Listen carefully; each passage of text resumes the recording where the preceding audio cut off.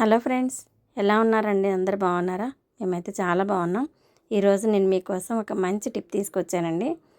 Egg ఉడకపెట్టాలి అనుకున్నప్పుడు, కూరకైనా సరే, తినడానికైనా సరే, దేనికైనా సరే ఉడికించాలి అన్నప్పుడు నీట్గా ఉంటేనే ఎగ్ చూడటానికి అందంగా ఉంటుంది కదా.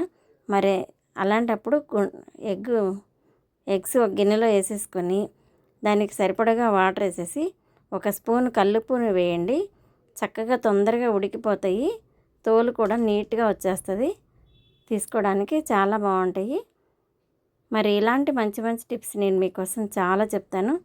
ఒకవేళ ఉప్పు వద్దు అనుకున్నప్పుడు కొంచెం నిమ్మకాయ చుక్కలైనా పిండవచ్చు, లేదంటే ఆయిల్ అయినా వేయచ్చు. ఎలా వేసినా సరే ఈ 3 టిప్స్ ఫాలో అయితే ఎగ్ అనేది చక్కగా ఉంటుంది. లోపల సొన్నది బయటకు రాకుండా ఉంటుంది.